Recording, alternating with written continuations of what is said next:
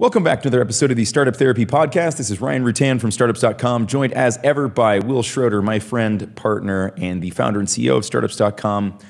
Will, it's been a weird year. It's been a difficult year for a lot of people. I mean, it's been devastating. We are now coming out of, we're getting close to the other side, at least in the US, of the global pandemic that was COVID-19, still is COVID-19. And there's a discussion now around what happens when we return to our offices. And I think we're posing the question, why do we need to? You know, is that still a valid decision? But let's have a little fun with it. Let me pose it this way.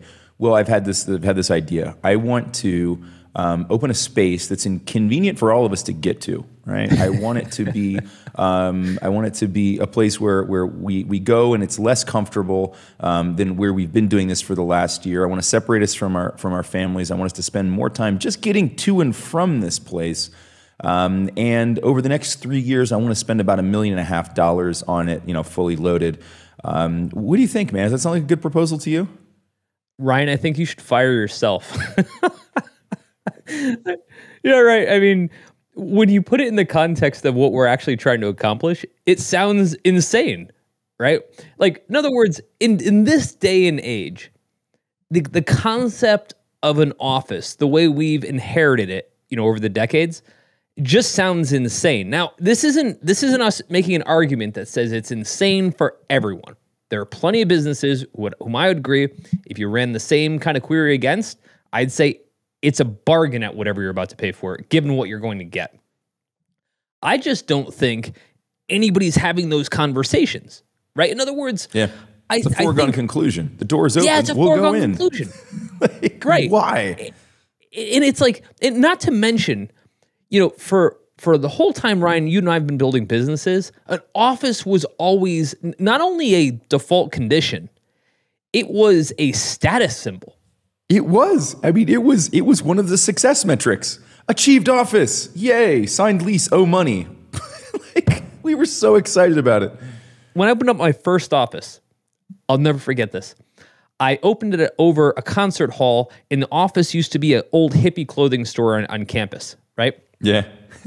I know it well. Yes, you do. And I negotiated with the landlord to get a $900 a month-to-month lease. Right. And I remember being so excited about negotiating down from, I think it was $950 to $900. And mind you, this place was a total shithole, right? This was long before people took over beat up spaces and made them cool. Yeah. It was just a shithole. By the way, we didn't have a bathroom. I mean, that's, we had to go down. So it doesn't even qualify as a shithole. It was just a shitty place. It was disgusting. Oh my God. And so, but I remember being so proud of signing that check for money I didn't have, that we had an office, because, at the time it was, if you had an office, you were a legitimate company. Conversely, if you didn't have an office, you were not a legitimate company. Now, that was damn near 30 years ago. Now, a lot's changed, thankfully, since then. And I got to say, and Ryan, I'm curious your thoughts here.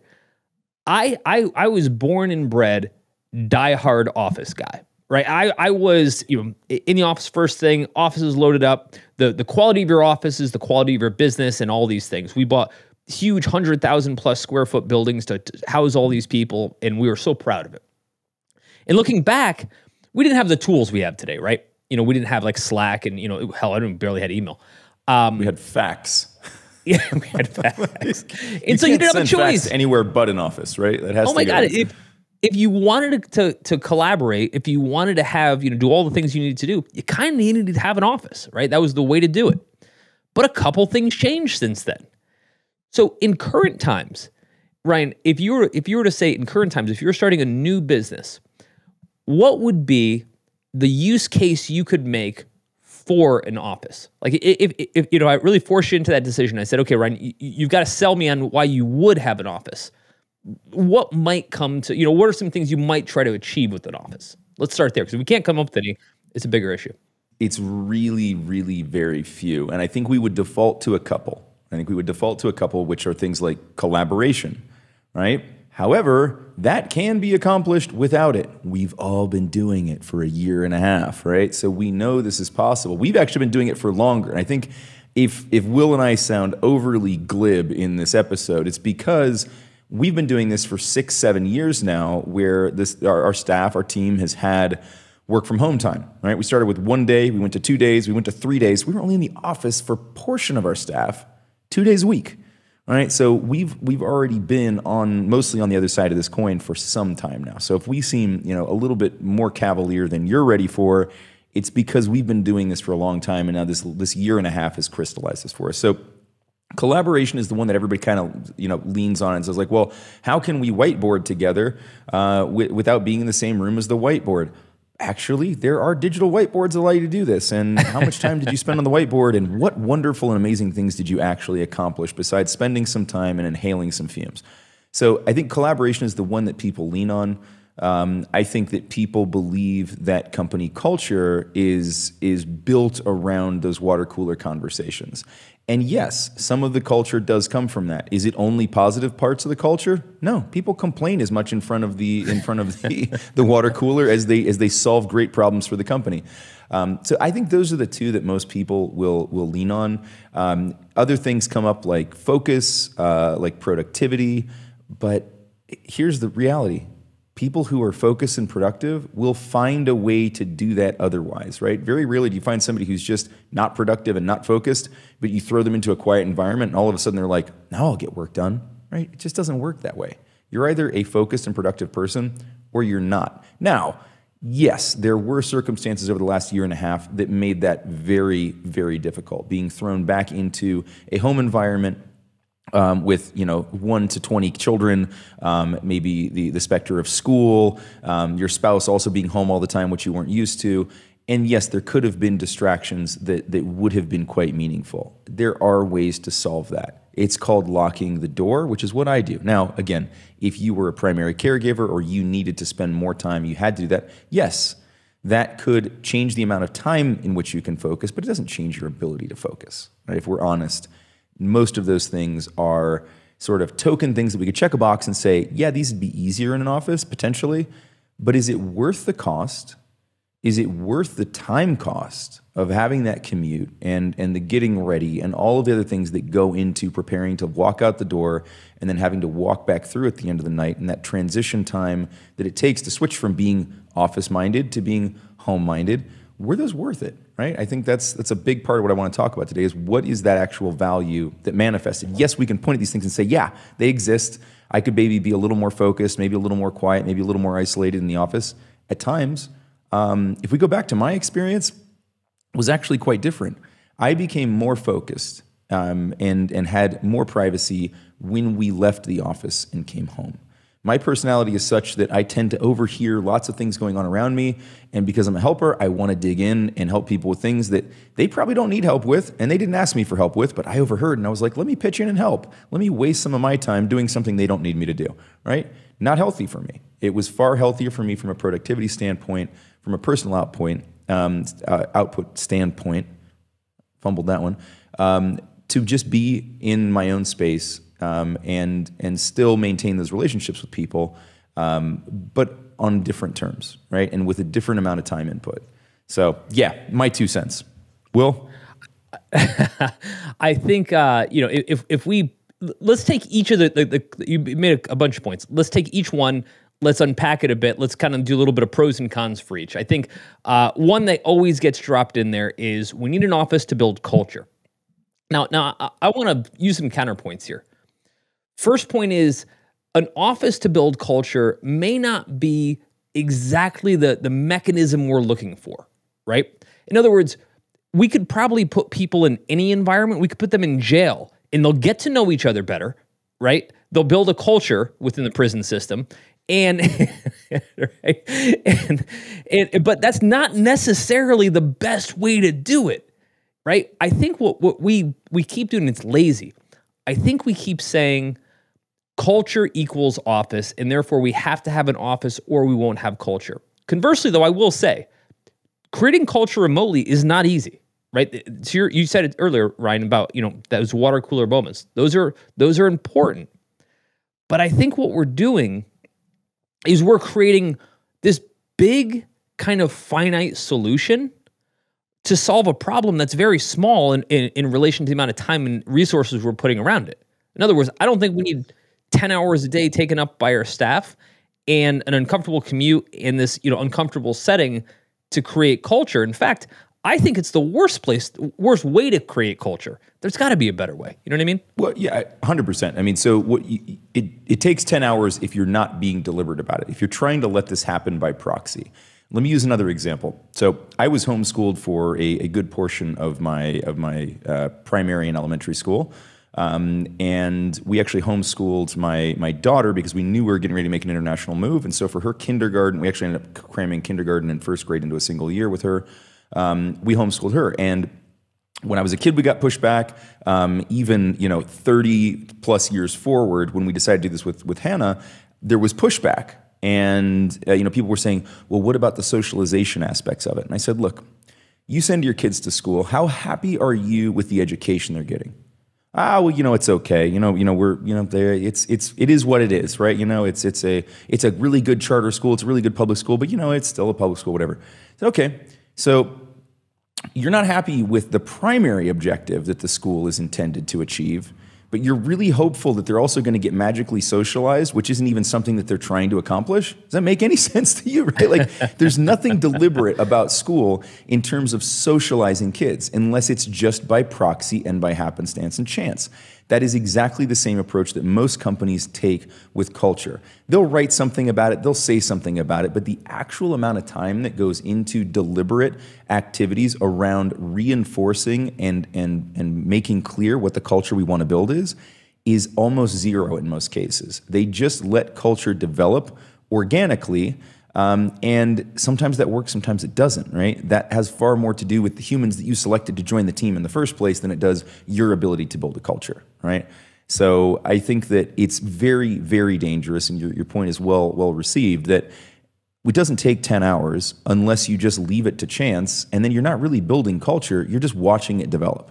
Right. It's indeliberate, right? In other words, if we believe culture is so important that people spend time together, et cetera, to your point, that's the lamest way to orchestrate it. Why don't we just do it deliberately?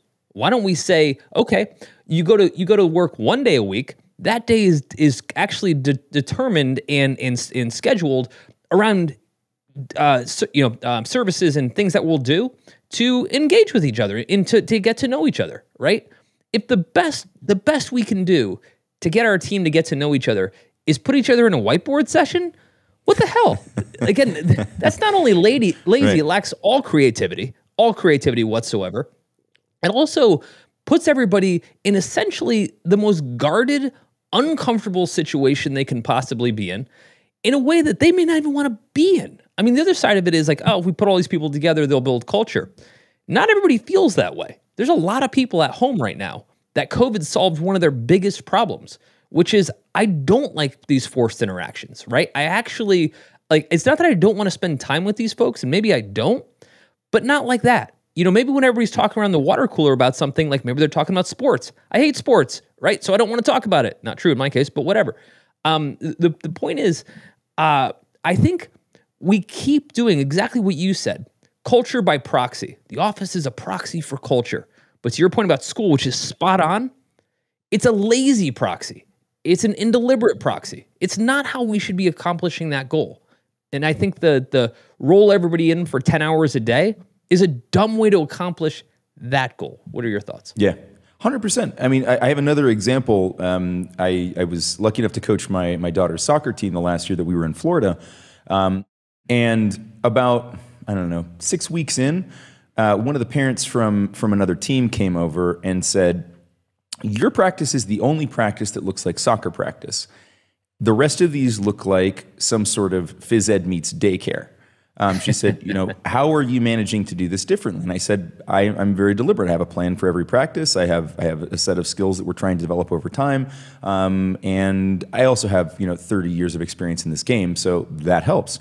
And the results showed, right? Like, not tooting my horn here, but the kids did a great job. We went undefeated that season. because we were deliberate about learning and playing the game and building skills, right? We didn't just show up and say, let's just have a lot of fun. We had fun, but we had fun in the context of soccer, right? So socializing in the context of work, building culture in the context of work is very important.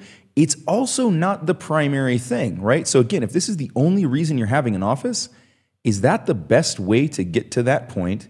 Is it the most efficient? Is it the most cost effective?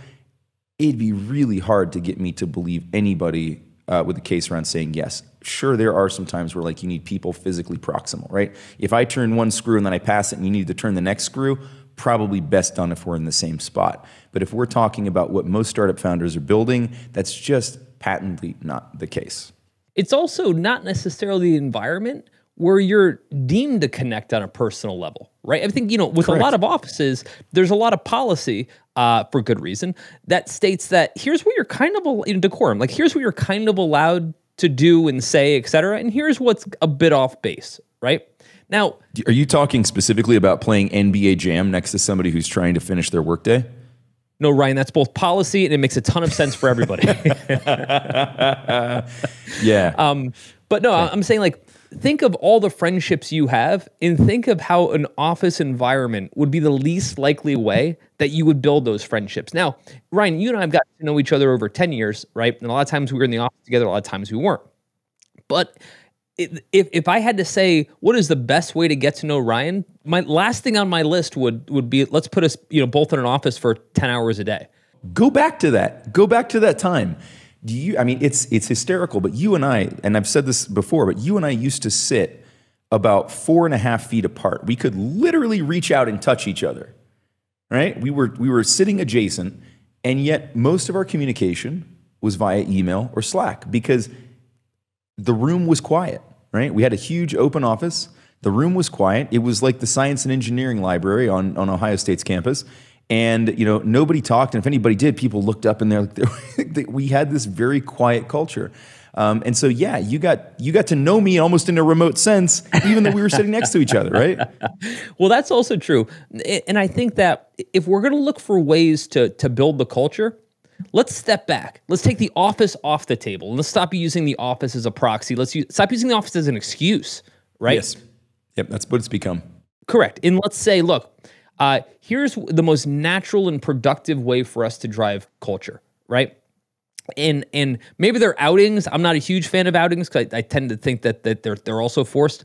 But let's figure out maybe it's a one day in the office where the primary focus is spending time with each other, getting to know each other, and we do some activities, et cetera, that focus on that. So we kind of build some relationship, right? And not pretend that the smartest way it's going to happen is totally impromptu by standing at the water cooler, right? If it's important to us, like anything else in our company, let's put time into it. Let's make sure that there are outcomes and objectives and strategy around what we're trying to do.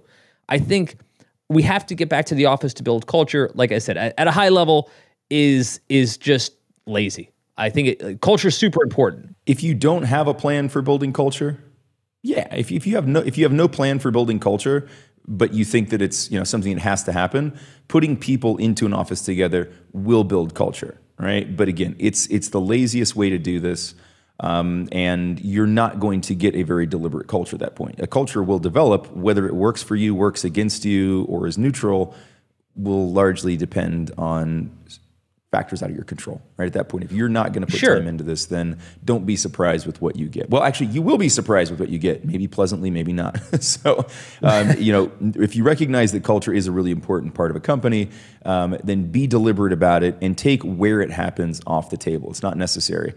Just to go back to another example of how you can build culture within the work environment, and I want to talk about something else really quickly before we move on, as relates to this culture and what I'm just going to call general socialization piece. But before that, if you have teams who are working together, but especially in this time, getting siloed can happen a lot. I think one of the things that I've always tried to accomplish is pulling people from disparate departments, people who maybe otherwise wouldn't have had a chance to work together, and giving them an opportunity to work together. That is also a great way to get to know somebody. I think there's a fallacy that says, I'm only going to be able to create relationships with my colleagues at that culture level If it's non-work related stuff, like I will only get to know them better if I play ping pong with them. Bullshit, right? Go back to university days or somewhere where you had, group or collaborative projects. I had the same classmates through a lot of my university career because we were all in the same subset of the university. And the ones that I really got to know were the ones that I was thrown into group work projects with, right? Right. And learned what a bunch of lazy jerks they were. Right? No, there were some great people there. But that was where we got to know each other, right? We did, and there was time outside of class, but there were, you dug in and you accomplished things with people and you achieved something, right? And you worked together to do that. That is always going to be a critical component to building those connections between people and giving them a chance to see a little bit more of that individual, right? If we're just working adjacent to each other, you don't really get to know enough about that person to know how to interact with them, when to interact with them, what their superpowers that you can lean on. We're seeing the same thing, interestingly enough, within founder groups right now, right? Each of these founder groups that we're putting together, these 6 to 8 person cohorts, are starting to develop their own culture. But it doesn't happen immediately, and it starts to happen over a couple of meetings, and by like meeting 3, something really magical happens where they know enough about each other through the context of helping each other's problems, not just socializing, not playing beer pong, right? They're helping each other with real issues, and they get to know enough about that other person to contextualize who I'm talking to and why I need to talk to them and how they're going to impact me and how I can impact them. That builds culture, right? So I think that's super important. Before we move on to the next bucket, because I think this is really important, if the reason you want to go back to the office, and I know this is true for a lot of people, maybe less so at the founder level, but the teams that are pushing to go back to offices, a big part of this is just human adult interaction, right? This is a direct impact of what we've been through for the last year and a half, right? People are just like, I want to go somewhere where there's nobody under 3 feet tall wearing pajamas and screaming. And I get that, right? Good, do that. However, using the office as a proxy to correct some of these, these feelings of isolation is not your only option. And it's probably not your best option, right? If you think about what you're going to give up in order to get that office back, time, money, in my case, focus, right? I can trade that time for real socialization with people who are my friends. Not that my colleagues aren't my friends, but we became friends because we were put in the same place because we served a function within a company, right? If I just get to go and pluck people out of the ether that I want to spend time with on a personal level, that usually looks fairly different. Now, I do gravitate towards other founders as friends because there's a lot of shared and common ground there and we can complain and cheer about the same things. However, I think that if you're looking at going back to the office simply as a way to have some grown-up interactions, think about that a bit differently, right? And help your teams to think about that differently and say, look, spend that time instead that you're not going to spend commuting and brushing your teeth and hair. Please do those things, by the way. Continue to do those even in COVID. But seek out meaningful relationships that have nothing to do with work, right? I find it to become very dangerous and very toxic when I run into somebody whose entire life is wrapped up in the office and office culture, right? When their only friends are people who also work at the same company, the only people they spend time with in a day, nights, weekends are also that same group. On one hand, that can sound really cohesive and fantastic, but I think it's also really dangerous. You start to lose perspective of what's going on outside that context, and I think that can be really bad. I now surrender my soapbox. Get it. Well, let's move on. Let's talk about the most obvious one, which is we didn't need an office to get work done, right? If office doesn't exist, work will not get done. And if you're Santa and the elves, that's absolutely true. You got to have the workshop to make the toys. Well, I got to say, and this is going to be some kind of hypocritical. I actually have been an ardent fan of the fact that offices are where you go to get work done. And so here's how I felt about that. I was very much if everybody's butt is in a seat by this time each day, then work is getting done. And to be honest, I think that was true for a long time, right? Yeah. Before social media. Yeah, right up until the point where Facebook released an app, right? And I'll never forget. I remember walking around the office and seeing someone on Facebook. And this was like when it first came out. And I was like, oh, okay. Because remember, prior to that, you could surf the web, but it wasn't quite the same thing. Facebook made it so you were literally just physically, mentally not here anymore. You were off somewhere else. And it wasn't a Facebook thing. It was that all of a sudden, amongst all the staff, it became okay to just stop working. And I remember just my head exploded. I was like, what the fuck is happening here? Right? I'm like, that's what you do at home. Yeah, this is what home is for. When we had a staff member, they're not here anymore, that was watching Netflix all day. Yeah. At the office. At the office. Yep. And I remember being like, how would that even occur to you? Right, that would be a thing. I just need the background noise. Dude. That's like, wait, what? This was invented a long time ago. It's called music. Do that, right? Do that. No, I mean, this was just straight up just watching TV all day. Watching. And I remember thinking, like, what is happening? They were a good team members, so I'm not knocking them. This isn't so much a reflection of them. It's a reflection of at which point I started to realize this ship has sailed, right? Like this whole idea that, I can cut it all down. And remember, big companies would start shutting down URLs that they thought were non-productive, right? As if your phone didn't work anymore. Right? And so this idea that, people are going to come to work, and when they come to work, they're going to work. It's mostly sort of, but I think the idea that the office is the only catalyst, or said differently, by kind of isolating you in an office in the way we used to go to a library to study, that you'll no longer be distracted by anything. I think that ship has sailed. Unless you run some totally different business that I'm unaware of, right, where that's not the case. I think the moment that our team members anywhere could show up with a mobile phone, it was the end of office equals work. There's nowhere I go, and I watch this so closely, Ryan, there's nowhere I go anymore where I don't watch like an administrative assistant, a valet, anybody that has a job that for most of the day, I just want to be able to check out, that doesn't have their phone prominently in front of them. Like when I was in Florida recently, and I remember I went up to the hostess stand to get seated. All three of the hostesses had their phones and were actively on them the whole time. Yeah. I'm like, man, this ship has sailed, right? Right. Easier to post a question to them on Instagram than to actually wait for them to look up from their phones. It's not that I don't get it. What I'm trying to point out, though, is that ship has sailed. Yeah. Office equals work is no longer true. The way it used to, and I also think it's lazy as managers to think that the only way to get people to create outcomes is to put them literally in a box, right? Enforce those outcomes. I mean, where's your head on this? Yeah, no, it is. We've been talking about this for years, right? Again, like we have so many cycles on this, given that we started the work from home piece. And look, it comes down to a couple of things, right?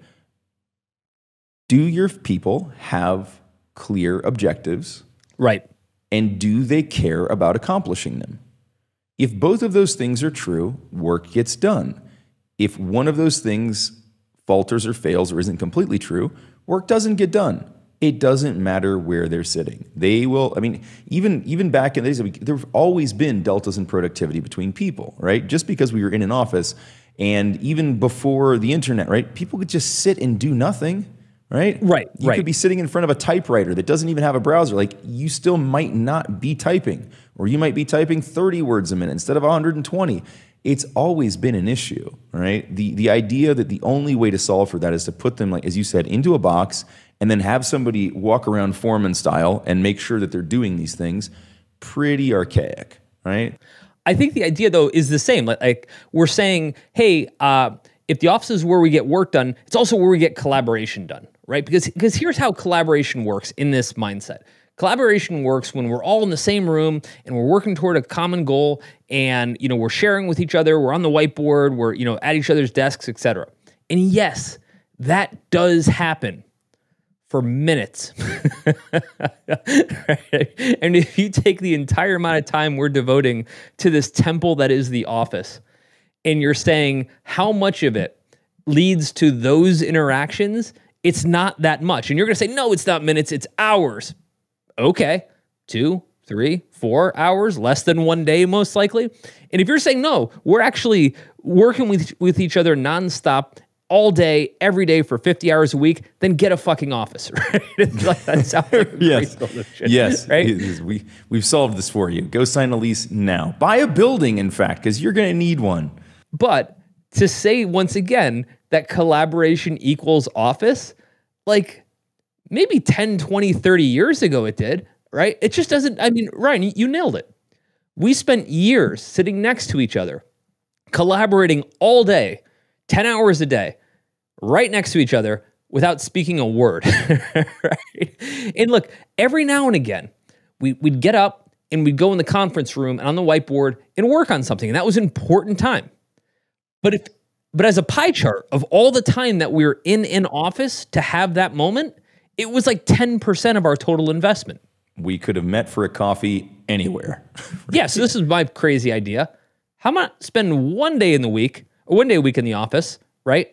Where we actually say, this is collaboration day. This is the day that, it's all about meetings. It's all about, sharing. It's all about doing those things and not waste all this other time, trying to backfill these serendipitous moments with a box. I think, again, you said it best. The moment we got Slack, right, it changed everything. We didn't actually have to grab everybody because we'd already solved the problem before we got out of our seats. Yeah, and it limits, Slack can have its issues, right? You can definitely develop Slack toxicity, but rather than, right, when we used to do, let's say, when it's just you and me, one or two other people, you can just ask, like, hey, do you have time to sit down and talk right now? But when this is coming down from leadership and you're pulling in maybe middle management or maybe even, staff line, right? And you say like, hey, we're going to jump in the conference room for a few minutes. Who has time? Like nobody feels like they can say no to that. You may have pulled them something out of really important, distracted them to go sit in a meeting of which 5 to 10 minutes of the hour is germane to that individual. You need them there in the sense that you need their input. But where this semi-synchronous stuff like Slack becomes really valuable when done correctly, because you can do it wrong, when done correctly, it allows people to provide the input that you need from them with the context that they need from you and not a mas, right? You don't need to spend all of this time. I remember sitting and thinking we had done, I don't remember what we were going through at that point, but we had spent a good 3 days in the conference room and we were pulling in lots of people, like the entire team over a couple of days, right? This was 40 people we're talking about. I remember at some point when I wasn't really involved in the discussion that was happening in that moment, I was kind of leaning back and just looking around the room and going through this mental calculation of what this was costing us per hour to have all these people in this room. I was like, holy shit, we could have done a lot of other things with this money. Same way that you have to be mindful and deliberate about the culture, right? You can't just be lazy and say, well, if we bring everybody in here, anybody with a good idea will then be able to share it. Right. Really? That's your move? So by being deliberate about what gets shared and what inputs you need from people, you don't waste their time making them slog through an hour meeting or a 10-page document. Send them what they need, ask them what you need from them, and get just that, right? That's collaboration, right? The rest of that stuff is just time wasting. So be clear, again, on what you're trying to accomplish and whether or not group collaboration is actually what you need, or do you just need inputs from multiple individuals, and then somebody's going to collate that into something that makes sense. That's collaboration. That's good, efficient collaboration. You don't have to be in the same place for that to happen. Also, not everybody needs collaboration, right? That's the other part, right? There may be 10 people out of 100 that actually need to collaborate on a consistent basis, maybe the management team, et cetera. Why are you bringing 90 people, into the office all day to sit at their desk and just because one day you might call on them for a single meeting, right?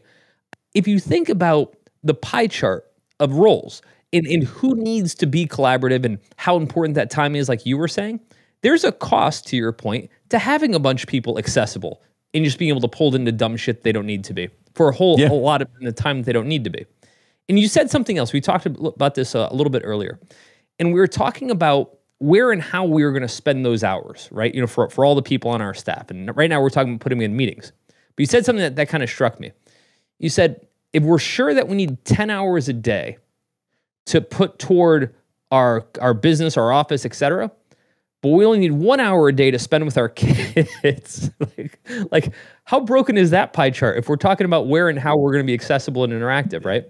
That's just lazy thinking about it again, right? That's well, I'll spend really focused time with my kids and that'll work, but I need 10 hours to collaborate with my colleagues and to build culture there, right? Again, it's just lazy. And if you're forced to look at it in that way, hopefully you go, oh yeah, that's probably true, right? So it's a lot of this is just about being deliberate in what you're trying to achieve and making sure that the tool is the right one, right? And Office was this catch-all tool for bringing people together when the technologies and the methodologies didn't exist for being able to do that at scale.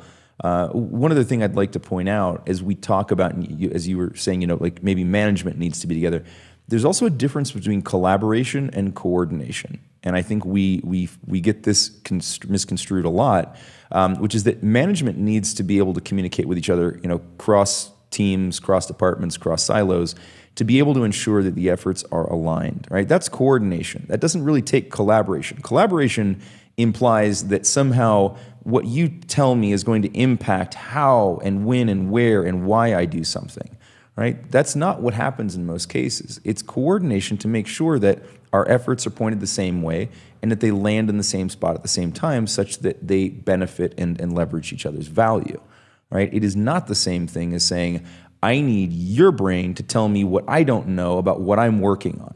That's collaboration. And there's just honestly very little of that, right? If I'm the head of my stack and my silo, who else is going to be better at doing what I'm doing than me, right? Not that I don't need input from other people, but what are the chances that they're going to walk into a meeting and with 10 minutes of introductory context, be able to hand me a solution that I've spent months thinking about that I haven't come up with? Right. Sort of not how that works.